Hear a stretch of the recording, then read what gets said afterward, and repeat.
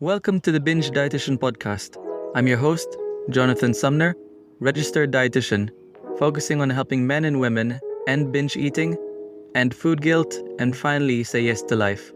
This podcast is for educational and informational purposes only.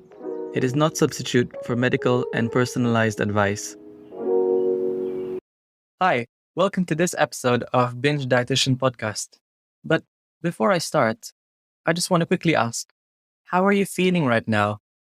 I just wanted to give a check-in because binge eating recovery can be very difficult, challenging, and for some people, a scary process to go through. I just want to use this quick minute to quickly pause for a few seconds to take a big few breaths of inhaling,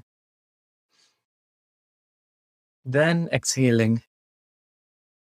Let's do it a couple more times. Inhale and exhale through your mouth. Inhale and exhale through your mouth. Okay, hope you're feeling a little bit better now. Now let's get started. Have you ever wondered why it might be difficult to stop binge eating? It's as if you're almost on autopilot, and during your binge episodes, even though you feel full, you still push past this comfortable fullness, and finally, then that's once you stop. That's when you stop when we do. It's as if you're almost on autopilot, and during your binge episodes, even though you feel full, you still push past comfortable fullness. Do you have that uncomfortable fullness where it can sometimes be paired with regret and embarrassment? So if you've been following me for a while now, you would know that I would recommend to eat regularly to stop binge eating. However, I keep getting this question of people asking me that they don't really feel full, even though they start to eat regularly. And by eating regularly, I'm talking about eating breakfast, mid-morning snack, lunch, mid-afternoon snack, and your evening meal. If that is you, I want you to know that you did nothing wrong. Sometimes, not feeling full is part of binge eating recovery. But I want you to know that you will start to feel fullness again. And there's a scientific reason why you're not feeling full. The hunger hormone called ghrelin, which, when increases, makes you feel more hungry. It's also known as the hunger hormone, is released at a pattern. And you can get used to this pattern. Studies show that if you eat breakfast, lunch, and dinner, for example, your ghrelin, aka your hunger hormone, will increase at these periods of the day. But if you're so used to eating very little for breakfast and lunch, and oftentimes have a massive meal of a binge in the evening, your body can also get used to these patterns and start to train itself to not release the hunger hormone, ghrelin, during breakfast and lunch, for example. But when the usual time for your binge episodes come, which for most people is evening time, all of a sudden, out of nowhere, you have this massive craving to eat everything in sight. You can visualize it in a graph if you're a visual learner, wherein for people not struggling with binge eating, there are little mini rises in ghrelin during breakfast, mid-morning snack, lunch, mid-afternoon snack, and dinner. So they have what most people call a regulated ghrelin release. But for some people so used to binging and restricting, it could look like very little hilly increases during breakfast and lunch. But during dinner time comes, then that's when there's this massive rise in ghrelin. So does that sound like you? If that is you, I want you to know that this is all happening because your body is just simply trying to protect you. It's just an evolutionary response to survival. Your body doesn't know what's inside your cupboards or your fridge. You can think of it as our body thinking we're still in this primal era, wherein in the morning, we travel miles, we travel so far and wide to hunt and gather for as much food as possible. Then we bring these food home back into our caves to feast on them. Binge eating is similar, and it's just an evolutionary response to survival. And ghrelin, the hunger hormone, is just thinking that you're still foraging for food and preparing for that feast. But I don't know about you, but we're not living in a world where we have to hunt for food. We have this privilege of having food available. This could be in cupboards, fridges, supermarkets. So we have to train our body to get used to this, to feel comfortable and to feel safe that there's food around us.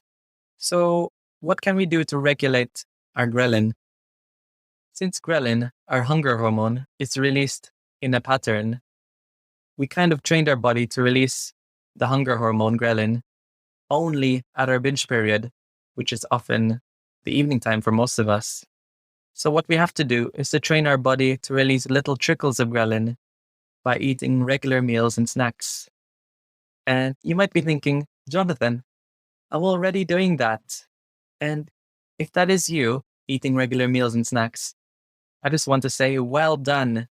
But remember, changing your hunger hormone pattern is not something that can be done overnight. It will take some time, but over time, your body will adapt to having regular meals and snacks. It will start to train itself that there's no need to feel extreme hunger during the binge time because food is available. And it can take a bit of time to make your body feel safe that we don't have to crave and feast at a certain time. Initially, when you're transitioning to a binging and restricting pattern to a regular eating pattern of meals and snacks in between, you might find yourself eating a little more than usual or eating a little less than usual. Either way, if you can still feel some fullness, you should aim to eat until you're roughly around 6 or 7 out of 10 in the fullness scale, with 0 out of 10 being nauseously hungry and 10 out of 10 being Christmas dinner full, which is a good way to see it. After a binge in the evening, for example, you could be 10 out of 10 full, which is Christmas dinner full, but the next day comes with breakfast, and then you're maybe an 8 out of 10 full, and that's okay. You can have something very, very light, like a piece of toast, but when mid-morning comes, you might feel maybe 5 out of 10 full. So you have to have something to top you up to be 6 or 7 out of 10 full. Aim to do this for most of your meals. Try to avoid being too hungry because later on this can trigger a binge. If you're unable to feel fullness, just continue to eat because eventually your fullness may start to kick in. Sometimes it might need a little kick to train your body to feel safe around food. And sure, you might gain a little bit of weight, but would you rather be restricting and binging, staying in this never-ending cycle? Or would you rather start to escape the cycle and enjoy food without guilt again? Either way, I want you to know that binge eating recovery is possible. In summary, if you've been struggling with binge eating for a while, it's important to know that ghrelin, the hunger hormone, is released at a certain pattern. So if we're restricting or eating very little in the day, then binging in the evening constantly, our body will get used to it and not feel hungry. Then prepare for this massive surge in hunger during your binge time, which for most people is the evening. So we need to retrain our ghrelin, our hunger hormone pattern, by eating regular meals and snacks.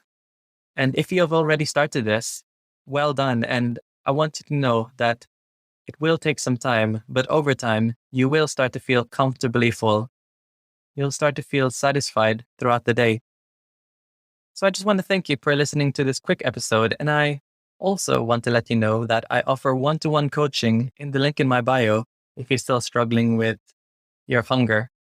So if you want to feel comfortably full again and escape the binge eating cycle, you can book a call in the link in my bio. I offer a free discovery call. Binge eating can be so much more complex than people think it is. It's not just a matter of eating less, as most people say, to stop binge eating. Anyway, if you feel that you've gained something out of this podcast episode, I would really appreciate it if you rated this podcast well so this episode could reach other people struggling with their hunger. So once again, I just want to thank you so much for listening and see you on the next podcast episode. If you have any podcast episode suggestions, then feel free to message me on Instagram at Binge Dietitian, or you can find me in the link in my bio. Thank you, guys.